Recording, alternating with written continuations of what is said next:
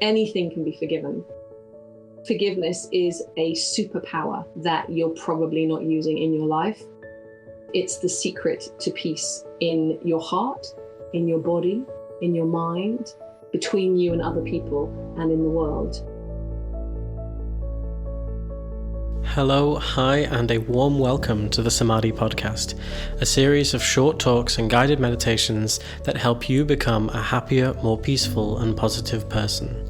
Learn how to calm the mind, deeply relax, gain control of feelings and emotions, and let go of stress and anxiety.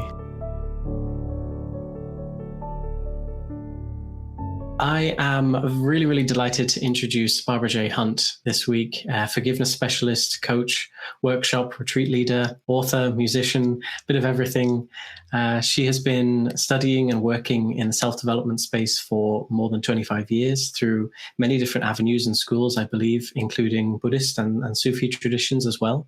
And I'm very excited to talk to her today about forgiveness, getting to the heart of what it really means to forgive, how we can push through some of the barriers we may face with forgiveness. So Barbara, welcome. Thank you so much for joining me. Thanks, David. Thanks. So I wonder if you could start us off by introducing yourself. Obviously, I mentioned something there, but I don't like putting people into just a box. So, if you could start by just introducing yourself, tell us a bit more about your journey and how you got to where you are now. Sure. Well, I grew up in a Catholic faith, in a practicing Catholic family. And so there was always a spirituality in our, in the environment I grew up in. But also I think I was interested in the deeper questions of life. And I don't quite know what prompted that. Maybe the people that I was with, one of the friends I knew was reading Richard Bach's book, Jonathan Livingston Seagull, which asked some very deep questions. And I encountered that when I was about 15 years old. And I think I was ever since then really have been curious about the really big questions: why we're here, what is life about, what really matters. And so my encounter, particularly with forgiveness, I think the relevant part to my story is when I went to a personal development course in 1992, and I was learning about forgiveness, and they invited us to write down all the people that we thought we might be holding some kind of grudge against or resentment. And I just thought, well, probably everyone I've ever met, probably. So I started my list and wrote down, the usual suspects. And I got to number 36 and I thought, I probably resent my mum as well. And the interesting thing about my mum is that my mum had multiple sclerosis. And by the time I was 15, it was significantly affecting the family. And then as I got older, by the time I was 18, she was in a wheelchair. I was wheeling her around. By the time I was 20, I left university to come back home to look after her and take care of my family. And so the important thing I think about my forgiveness story is that it was forgiving something that is hard to even admit that you were resenting someone for. And so there's often big exemplars of forgiveness, people who forgive really heinous crimes and difficult challenges. And we don't often talk about the daily grind of things that we need to forgive, but we also don't talk about the secret things that we harbor resentments against, like someone being ill in your family and the massive impact that has on you and your whole family. And so that was a real revelation for me. And it gave me permission to admit that I had been resenting her for being ill, and to be able to do my forgiveness work on her really did change our relationship, because there was a barrier, the barrier of resentment that had shut down. And also I think the other thing about forgiveness is it's a complex subject, and there's some really beautiful quotes about forgiveness. One of which is Eva Kaur, I think it is, or actually there's another. No, Edith Eger, who's a Holocaust survivor, and she says that forgiveness is about grief, which I think is really important, that we allow ourselves to include the grieving part in our forgiveness practice. So that's really, so my interest in forgiveness sort of began then. I was interested in how this particular organization taught forgiveness. I agreed with some of it, but not all of it. I encountered other trainings about forgiveness, and there's lots of, in the spiritual field, there's a particular kind of forgiveness which I would count as a spiritual bypass. So where you're required to take such a deep breath in and overlook so high that you're missing out the little animal body of you that was traumatized or hurt or the victim of something. And so what I've tried to do as I've developed my process is to not only find out what works. So I've used quite a lot of my clients as guinea pigs, as in, what really works, what helps to actually truly let go, but also investigating what do other forgiveness teachers recommend and what's the best practice. And so what I've tried to create is something where you don't have to be spiritual to be able to forgive. But if you are, then it's, that it's a master spiritual practice. Forgiveness, I think, next to meditation, those two practices are the master practices. But also my other main thrust of my fascination was, if forgiveness is so amazing, why don't we? Why aren't we all forgiving everybody all the time? Why is the world, especially at the moment, so full of division and, resentment, really? That's what the exchanges on Twitter and the social media feeds are, basically resentment, being. Yeah, and then it just expands, doesn't it? Somebody puts out some resentment out there and somebody else gets angry about it. And, I think a virus spreads fast, but, mental afflictions like that spread across the world in an instant. Yeah, I think between so many different communities. Yeah, resentment really is the virus we need to be really paying attention to, because it's rife. It's in everything. It's in our culture in a way that we don't realize. I was reading a Ken Wilber book, and he was saying that when we learn our language, the language of our own native tongue, we don't know that we're also learning the grammar for that language. We take it for granted. But if somebody asked you, what are the grammar rules for your particular language, you won't know. And our culture's like that. The numbers of incidences of people resenting somebody and justifying their behavior. If you think about like all the soap operas, EastEnders, and it's all about resentment. Many of our movies are all about resentment. And most divorces are about resentment. So yeah. Yeah, and I think it's almost regarded as normal, as the right way to act, is to get revenge or get back at someone, to allow that to fester. Yeah. You don't want to be like the worst and just let people walk all over you. It's like there's kind of the wagging finger. Like you don't let that happen. You stand up. But and actually, interestingly, I'm really clear about in my forgiveness work that we're not talking about letting someone get away with something. You don't have to resent someone while you're divorcing them. You can do the conscious uncoupling. You can do it with love. Mm-hmm. You can see that the relationship is over, but you want to take care of the kids, or it's like hate is the optional thing. And sometimes when people get really stuck with what do I do in this circumstance, is to really turn it around and just say, well, is my hate helping? Yeah, I often talk about similar kind of things. Really, it's about that protection for ourselves and our relationships, isn't it? If you get into you're driving down the motorway and your car breaks, just because that you accept that that's the situation you're in, and you have a sort of a patient acceptance and you're not angry, it doesn't mean you don't fix the car. Of course, you still fix the car. So you can still sort out external problem, but the internal problem needs an internal solution, doesn't it? Yeah. I often see that people think that, if you're going to be patient or if you're going to be forgiving or not get angry, that means I'll be a pushover and, everybody will get away with everything. But yeah, it's definitely not about that. Yeah. I'd like at this point, just before we delve into it a bit more, I'd like you to define forgiveness. How do you define forgiveness? This is very important, actually, because I think it's one of those words that we think we kind of know what it means, but we often don't. So funnily enough, I have two definitions. I have the one that I use in the book, which is, and this is from K. Bradford Brown. So he created the More to Life program, which is a really excellent personal and spiritual development course, and they have lots of different courses. They're still going, and it's very helpful introduction to forgiveness. And he said, forgiveness is the absolute refusal to hold ill will against someone or something for what they did or didn't do. And I really like it. So I'm going to say it again because there's lots of different parts to it. So the absolute refusal to hold ill will against someone for what they did or didn't do. And I really like it because it really gives that sense of I am the one who is choosing to hold the ill will. And we don't realize, I think that's one of there are several obstacles in my book. I write about 5 different obstacles. And but it's almost like before you get to the obstacles, the main obstacle is not even knowing or admitting that you're holding the resentment in the first place. And we're not tuned in to that sensibility at the moment. Culturally, we're not. Like you said, the culture is you hold firm and you just don't let anyone get away with anything. You write back if they, there's no sense of forgiveness is the ideal here.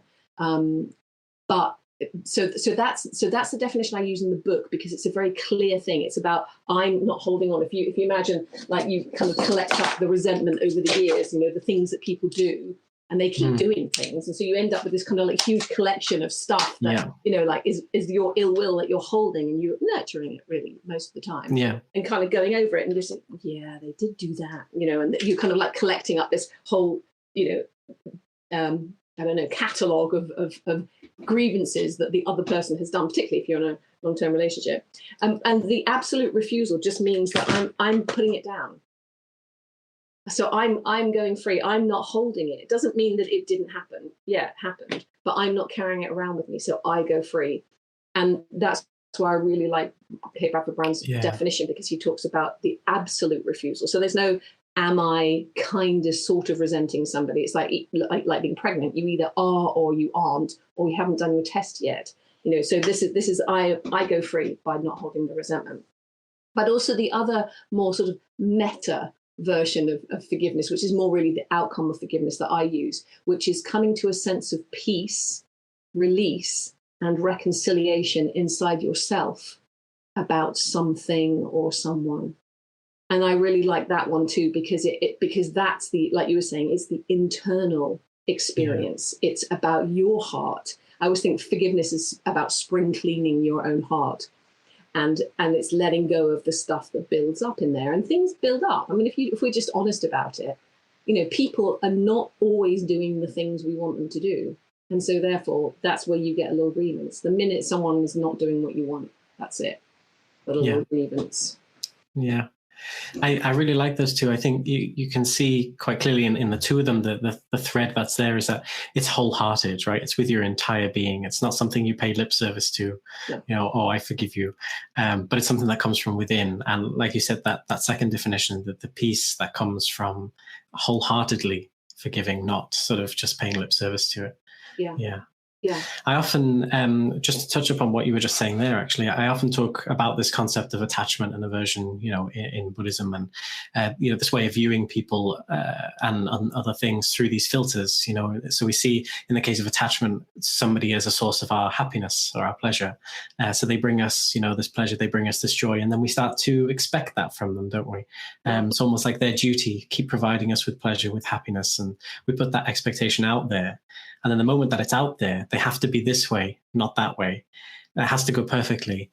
For one, I think we're giving away, our happiness to others, to what happens outside of us. But secondly, I think we're probably setting ourselves up for disappointment, frustration, right? So it's almost, in a way, I guess, one of the precursors to the blame, the grudge, the holding on to what should have been, which then needs to be forgiven. Does that make sense? What do you think? Totally, yes. Today's expectations are tomorrow's resentments. Yeah, like and I think as soon as anything diverges, this is how like reality is, and this is then sometimes it goes a different way, and you want it to be the way you want it to be, and as soon as it's different, as soon as someone else is different, if you were different, I'd be happy. There's the minute things are diverging from the way we think, or our predicting brains are telling us they should be, then we get some kind of disgruntlement and we part ways with reality.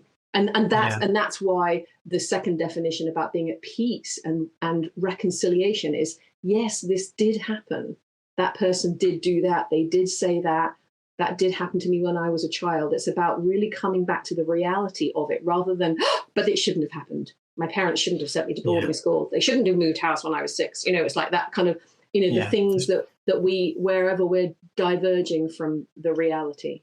So the part of the forgiveness, like I was saying earlier, about part of it being about grieving, is you really acknowledge I wanted it to be different and it wasn't. And then you can come back to that place of peace. Yeah. And I guess part of that is about accepting that, yes, this did happen. And no matter how I feel about it now, whether, it's worrying or mumbling, grumbling, whatever it is, it won't change what actually happened. No. Yeah. No. I was listening yesterday to an interview you gave. I think it's one that's on your website. And one of the things you mentioned that you found particularly fascinating, and I think was actually the angle you first took with your book, Forgiveness Made Easy, was the reasons why people find forgiveness difficult. Mm. And then I was having a look in your book, and right towards the start, you mentioned what you just mentioned earlier, that there's these 5 main obstacles to forgiveness. So I wonder if you could unpack these a little bit for us. Why do you think so many find it difficult to forgive when they feel they have been wronged? Yeah. No, I'd be very happy to do that. And bearing in mind, there's that first meta, reason why we don't forgive, which is we don't even realize we need to. Yeah, we need to. Or that we're holding on to resentment. So the first one is having a definition that works, because I think it's really important to know what forgiveness is. I don't know if you were ever aware of what was happening on the BBC. There was a little program which was about forgiveness, where listeners would phone in like a story, and then the panel and then the British public would judge whether or not it was forgivable or not. And I wrote into them very many times, and they never answered me. Oh. Because I was just thinking they're training the British public, everything that is wrong about forgiveness. It's not to do with the crime. It's not to do, you can forgive these things, but not these things. Or, well, if they meant harm, very much like our judicial system, if someone means to create harm, then they get a heavier sentence than if it was in the heat of the moment, or it was an accident. So we have this sort of morality about intention.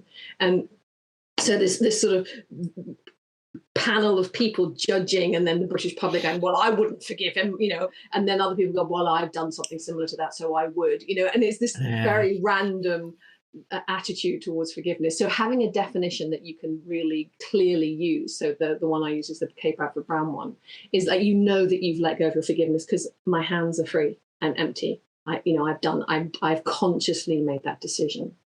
So that's the first one, is having a definition that works. The second one is about vulnerability, which you mentioned as well, is that we don't like to be vulnerable. It's terrifying to our egos, and although we're not often physically making ourselves in jeopardy, socially and emotionally we feel like we're risking something. And one of the great teachers, Brené Brown, who talks about vulnerability, I mean, she does it better than most people.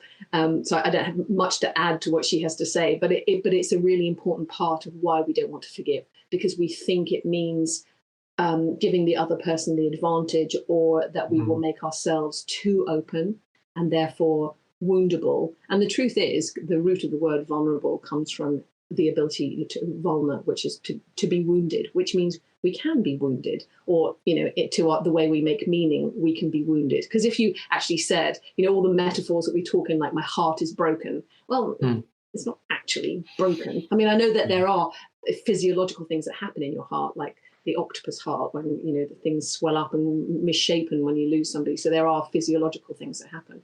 But the truth of the vulnerability is very much in our meaning making and not in reality. And also the other thing about the vulnerability is we do need, like I said earlier, to admit that we've been hurt.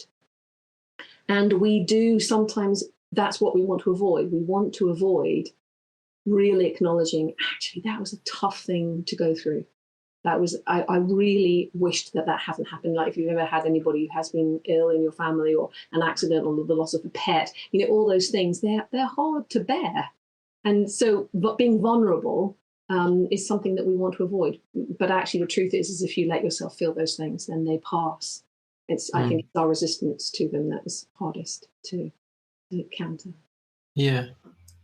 So that's the second one. So having a definition. The second one is vulnerability. The third one is ego, which is, this is sort of, again, more invisible shenanigans that's going on, which is about positioning and, well, I don't think they should, there's, what our ego is making meaning about what the other person has done and what they haven't done. And there are some, because ultimately the real reason we don't want to forgive or find it hard is because we don't want to forgive. Yeah. That's we want to feel the real, superior and so all of the ego's ruses, so being superior and having the moral high ground, and we can use it. We can use the having the moral high ground as a reason, as an excuse. Like, well, you can't expect me to do, to stand up in the world because I had this experience when I was young, or, we can use it, or, I'm justified in stealing the stationery at work because my boss is an idiot. It's like we can use our resentments for our own ends. And so all of those ego behaviors are quite entertaining and addictive, and usually unmentioned. But what I quite like is, with humor, is to talk about them, because then we can out ourselves, and then we can get to a bit more forgiveness in the world. So the third one is the ego. The fourth one is resentment. And so that's more about not recognizing it for what it is, not realizing the damage that it's doing. So on the other side of the ego getting all of its benefits, actually the downside to carrying resentment is massive. And you've probably heard those famous quotes like, resentment is like setting yourself on fire and expecting the other person to be bothered by the smoke, or drinking poison yourself. And I keep trying to find really good analogies for what forgiveness is like. And at the moment, I'm using having stones in your shoes, because you're the one who's hobbling around. The other person is fine, but they're in your shoes, and they're fine to begin with, and then they start rubbing, and then more come in, and so it builds up. I use a variation of that one with it's like holding hot coals with the intention to throw it at someone else. It's you who gets burned. It's similar to those ones. Exactly. Or taking poison and hoping the other person will die. Yeah, it's all that. And also there's a lot of scientific studies now that are proving how amazing forgiveness is, and all the benefits that it has to your body, including, and right now this is really important, it helps to support your immune system. Because if you're not carrying all those negative feelings inside of your body, and you haven't got that kind of contraction and tension, then your body can function better on the whole, and it lowers cortisol and lowers your blood pressure and all these good things. And it is something that we can do. I mean, in the world at the moment, we might feel very powerless because there's so little that we can actually impact. But what's going on in your own heart is something absolutely in your control. And so you want to do your spring cleaning and getting rid of the resentment. So the other side of the resentment is what it costs you in your sleep, your physical well-being, your other relationships. Because even if you've got like, you're a bit closed off to one person, when you're a bit closed off, it's like whoever the next person is you're still a bit closed off. And if you don't do your healing through your life, you then accrue X relationships and things that happen in your childhood that have not been resolved. And again, that's why I go back to the definition of forgiveness, about feeling a place of peace and resolution and reconciliation in yourself, because you've let all of that go, that you've actually consciously done some work on it. And the fifth one is, how do we forgive? And I think this is another classic one where there's a lot of, well, forgive them. And you're sitting there going, how? because there may be like a meditation where you're visualizing the person, or sending love or something like that, but how do you know you've actually done it? And so my approach comes really from my Catholic tradition, which is to use the principle of confession, where it's a dialogue with a trusted other, that you do out loud. So you don't do it with the person you're resenting. You do it with your therapist or with a friend, or, I've even created something online where I could take you through the steps, or, people work with me as well, one-to-one. But so the idea is that you make it a ritual. So especially if it's something significant, if it's like a little thing that's not a really big deal, you can do it yourself when you're out walking, or you can just sit down for 10 minutes and do some forgiveness work yourself. But if it's a significant thing, like, we have this joke where I work on the retreat, if it's not one thing, it's your mother. So I think everyone needs to forgive their parents for not being exactly the way they would like them to have been. That part of the growing up and part of spiritual development and personal development is actually going, and it's not about just justifying. I really recommend, people go, oh, well, I know they were doing the best they can. But the way I do the forgiveness process is you really, truly go back to those early years and really communicate in your imaginary conversation with the person.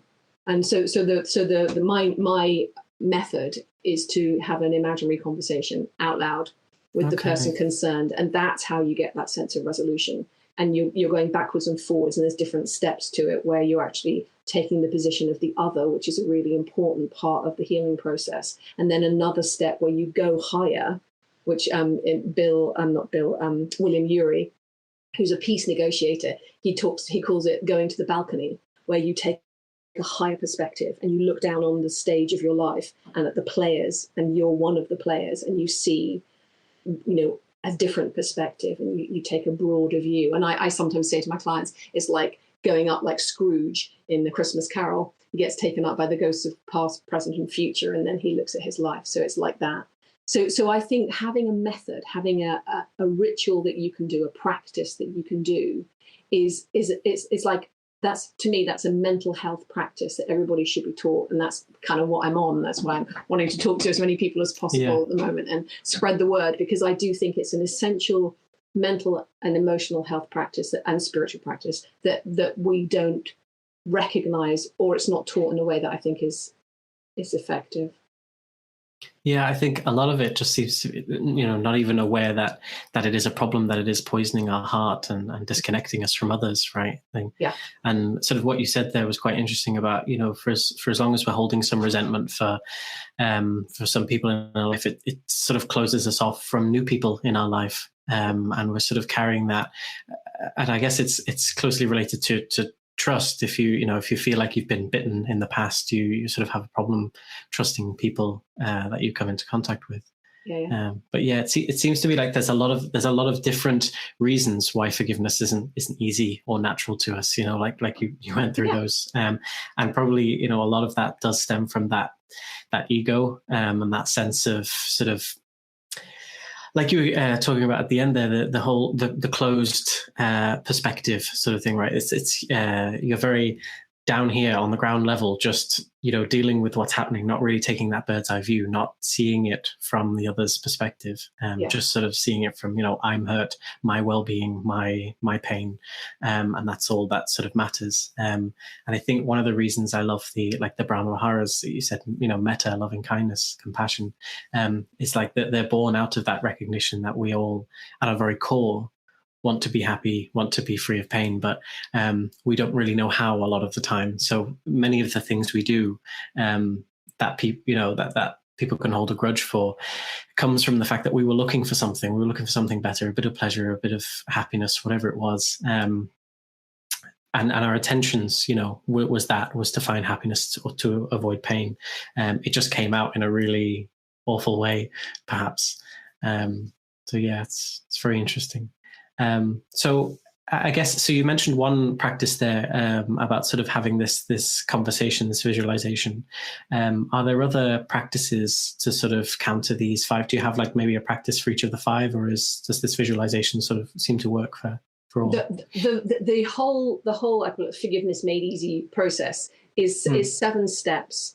And that is what I recommend, and that's what I teach, and that's what that's the work that I do with my clients. And the one in the book is a slightly simplified version, because when I work with people one-to-one, it takes 90 minutes. But it's a really important, in fact, back to what you were saying earlier, that what's really important is that we do acknowledge the pain. Because I think if you don't acknowledge the pain or the lack of trust or whatever it is, you can't get to the point where you can really truly forgive. It's almost like you have to say that first. You have to say ouch first before and feel like it's been heard. Because what I love about doing the imaginary process, not an actual process, but the imaginary conversation, is that you feel like, and to your brain, I mean, we know this from sports people, you just visualize yourself practicing and it builds muscle. Or piano, you visualize yourself playing and it builds your finger muscles. I mean, that is extraordinary. So doing this is not insignificant. It's like you've had the conversation, and particularly if someone has died and you felt like you didn't get the chance to say the things you needed to say. And I feel at the moment, with all the COVID deaths, that this is a really important way that people could process what's happened, is to do some forgiveness Yeah. work on it. And particularly if they weren't allowed to be there at the end of someone's life, or if someone takes their life and then you haven't been able to communicate, and there's always a lot of guilt. And so that, you know, that the combination of all the different feelings that we have that are involved in our forgiveness process all get aired during the first early steps of the process. And when you said something, it is like you are having the conversation that you could never really have in real life, because no one's going to sit there long enough for you to just tell them all the reasons why you resent them.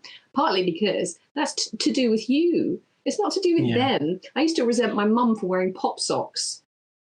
Just like, well, they were horrible things, but to her, I mean, that was totally to do with me and my sensibility around what was beautiful and what was not. You know, and so your resentment is so to do with you, which is why it's much better to do it with the equivalent of a priest or your therapist or someone who's, you know, who can handle that. Because a lot of the time when I'm working with people, all I'm listening to is just their grievances.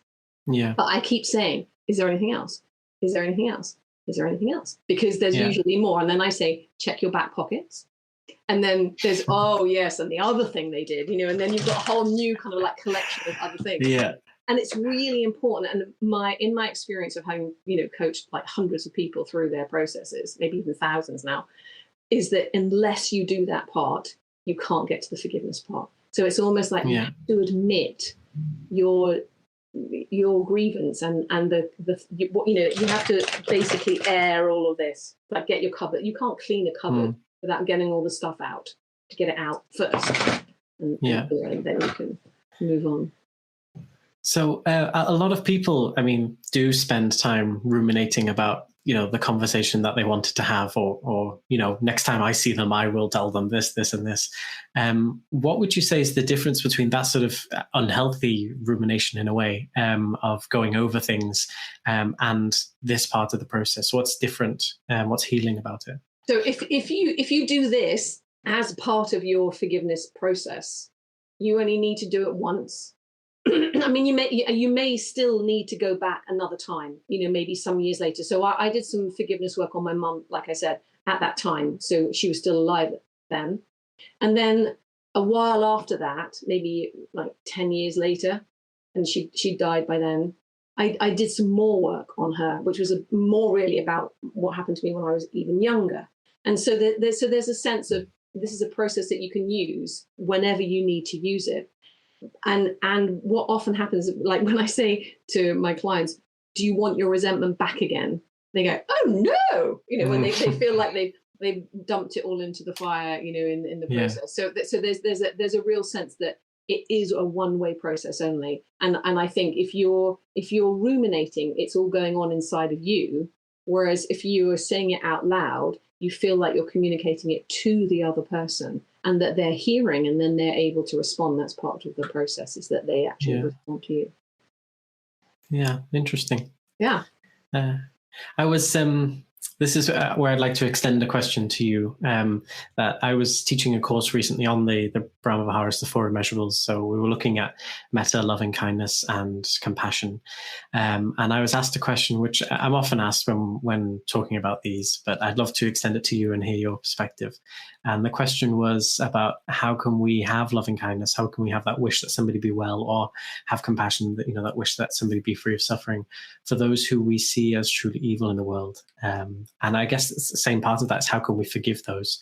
And the example this person gave was, you know, around terrorists, torturers, and the really evil people in the world. And so, I'd like to extend that question to you. Yeah, well, I have to go back to what I said earlier, which is that forgiveness is not dependent on the extremity of the crime. I also don't believe that anybody is born evil. I really don't think there are any evil babies. I think you learn certain things. You may experience certain traumas in your early life that, you know, maybe predicate your brain towards particular actions. You're going to be enculturated. I mean, if you think about 100-year wars, you must have been taught generation by generation to hate the other side. Yeah. You can't sustain a war across generations unless you're taught it.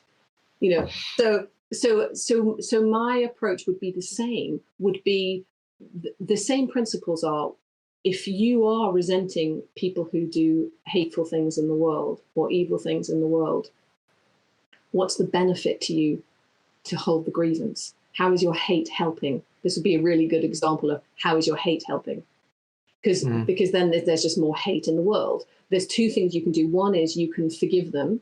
Another one, actually, there's three things. There's another, you can ask, what circumstances would I have had to have experienced in order to do what they're doing? Because that really helps with the compassion. Yeah. And then the other one is, what can I do? You know, if I am absolutely outraged by terrorist acts, what is there something that I can do that will help to change the reality in the world of that? And there may be almost nothing you can do, but for sure, having your heart empty of resentment will be part of that. And this is sort of probably the kind of my nerdy secret, if you like, is that I honestly and truly believe that forgiveness is the key to peace in the world. Because and I had this sort of like epiphany, this was like another part of my journey, which made me write the book in the end, actually, was I had this mapping of Einstein's theory of relativity. So E equals mc squared. So my version was global peace equals forgiveness in every heart times 7 billion. So if everybody did their forgiveness work, there would be peace. I mean, you can't argue with the maths. I mean, you argue that people won't want to, or they can't be bothered, or they don't understand. Or, you know, that is our potential. And so, if that is our potential, then you're asking, so why don't we? And so that kind of like, I think, even if something is an evil act, as we would judge it, it's like not forgiving somebody isn't helping. Changing the law, helping people to be re-educated, creating a world that works for everyone. All of those things need to happen. Love that answer. That was great. Yeah. And yeah, I completely agree. Especially, I think that there seems to be two sort of things there, isn't there? There's the inner approach, which is, you know, what is this actually doing to my heart mind? You know, this is not helping me, and it's also not doing anything for the external thing, you know. And then there's the other approach of sort of like, okay, let's look at this with logic on that external side. You know, what causes a baby to, in the end, as they grow up, become a terrorist? And it's indoctrination, isn't it? It's brainwashing, it's learning, it's conditioning to think that this is how you're going to find your happiness and peace. This is, you know, you've been promised, if you do this, then you'll find whatever you're going to find. And so, yeah, it's really interesting that there's these two sides, isn't there? The internal, the external. Yeah. So I think to just unpack a little bit of what you have been talking about, but I'd like to hear a bit more. You've talked about, you know, why you're passionate about forgiveness, but why would you say that it is essential for our well-being? You started to talk about the physical benefits, but why, you know, what are the physical and the mental benefits of having forgiveness? Well, I genuinely think it's a master practice along with meditation. And even though I'm a lifelong meditator as well, but you can meditate for decades and never forgive a soul. But equally, excuse me, you can forgive everybody and everything, but never recognize your true nature. So they're not, you know, they're not sort of, they're not exchangeable. They're different practices, and one, you know, can feed the other. Because if you're not ruminating, you know, over all the grievances that you've suffered, then, you know, that doesn't leak into your meditation. But you know, but equally, your meditation practice helps you to have that equanimity and that to be able to hold those. In some ways, it's like holding your own inner terrorist as well. You know, it's like, you know, really that we are one humanity, and we all have the potential to, you know, be any of those things. And so, but the thing with forgiveness is, it's like, it really is a true freedom. And in some ways, it's a freedom of mind, because you are having to look at your meaning making. What have I made this mean? What have I made it mean about me? What have I made it mean about the other person? And it's a you know, cleansing of the heart, because it's about your feeling nature and what, you know, how do I want to be in the world? Do I want to have an open heart? Do I want to let myself be vulnerable and be honest about who I am and what's happened and what I've suffered, or and to keep connecting, keep that possibility open, and keep seeing what's really true about other people. The essence of who we all are is the same. We all have that, we're that one consciousness. And just because some people are behaving in a particular way doesn't change that's their behavior. That's not their true essence. And so the studies about forgiveness, about the physical benefits, are they're obvious and provable. But I think there's a more invisible sense. And I've done this before, where I've done a little forgiveness work. Like if I've been going to visit a family member that I haven't seen for a while, or an old friend, and if I do my forgiveness work before I go, they're nicer to me. I have a sweeter time. They're kinder. And of course, that's not really true, but it's like my perception of them, because my resentment isn't in the way anymore, that I've let that go. Then I can feel the connection between other people. And forgiveness, the need for forgiveness is everywhere. And I think a lot of the time it's not even recognizing, even like some people close to me, I say, well, maybe you could do some forgiveness work, and they roll their eyes, obviously, and and say, no, but they just need to be different. They just need to, treat us the way they should. Holding on to that. Yeah. And I genuinely believe that you feel lighter and more open-hearted, more joyful, if you're not carrying a load of grievances around in your heart. Yeah. That sounds similar to the kind of benefits you get from having a meditation practice as well. Just, when you're more in tune with that inner peace, that inner calm, then it seems like other people are kinder or happier, or you have, more of a connection, and it seems better. And half of that is coming from, the fact that your presence is warmer and kinder and calmer. And also you're more in tune to the more positive things that are happening. You started to touch upon that, actually, about your meditation practice. And of course, many of my listeners are meditators, and you lead some workshops and retreats. So I wanted to ask you about a meditation practice, your meditation practice. Where does it fit in? You said that, they're very complementary, but where do you see it fitting in with this practice, if we can call it, of forgiveness? Yeah. Well, my particular practice of meditation is I studied for about 10 years with Craig Hamilton, who does something called the practice of direct awakening.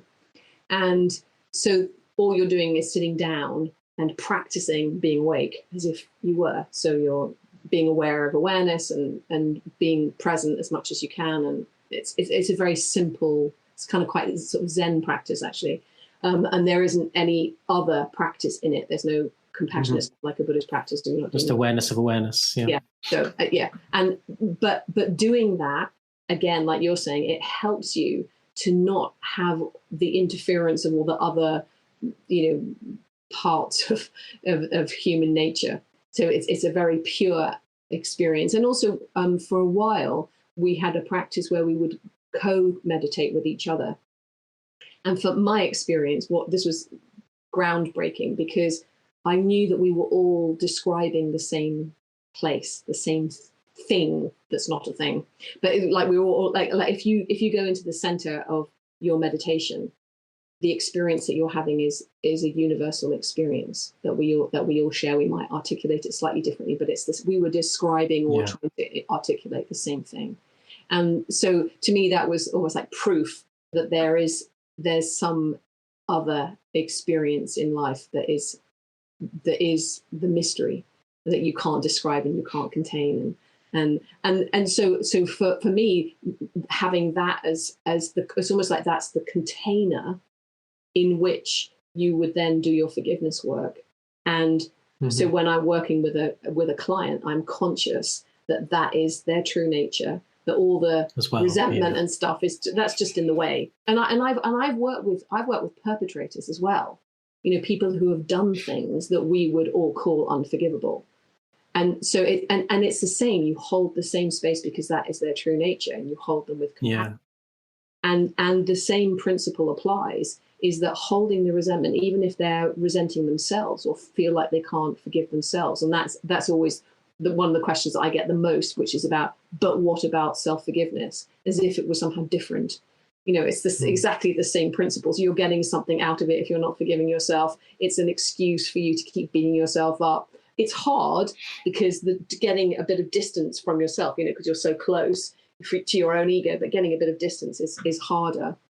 But apart from that, it's exactly the same. The same shenanigans is going on with your mind. Payoffs and costs are the same. So, yeah. Yeah. I like this word shenanigans. It works. The shenanigans. I always say the nonsense. It's the same. Yeah, I like it.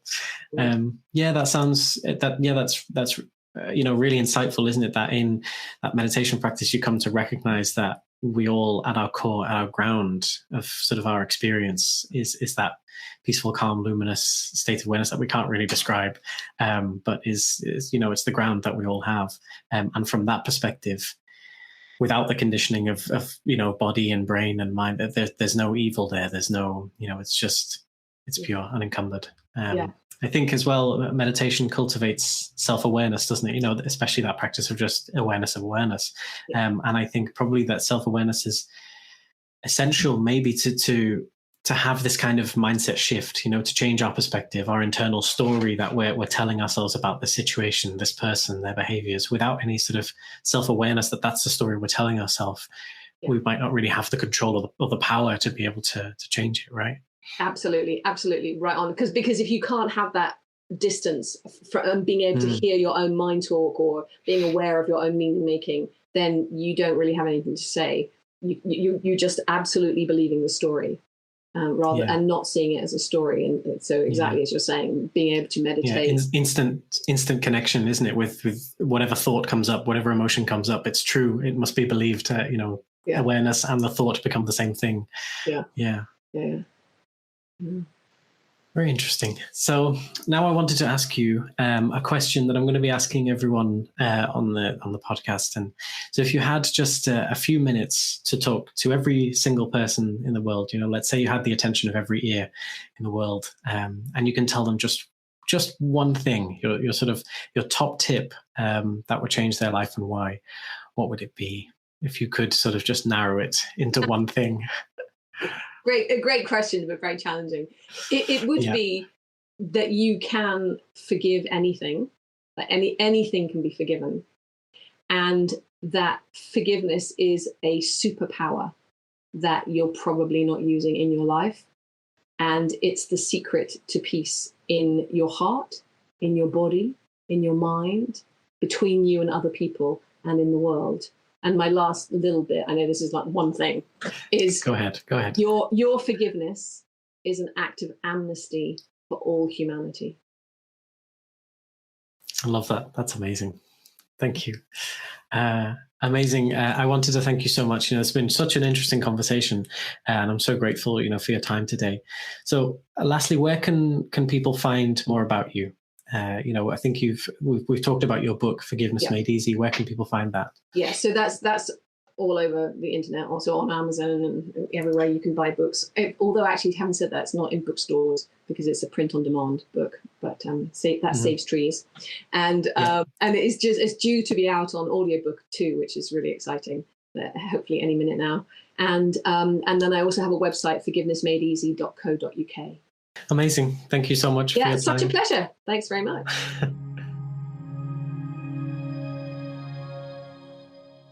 I wanted to thank you for listening to this week's podcast, and I hope it brings some benefit to you. If you would like to learn more about meditation or join us for our free weekly online meditation sessions, then please join our Samadhi community on Facebook. Just go to our website, samadhi.org.uk, click on support, then click on join our Samadhi Sangha, and you can find out all the information there. Please don't forget to subscribe and share, and I hope to see you again soon.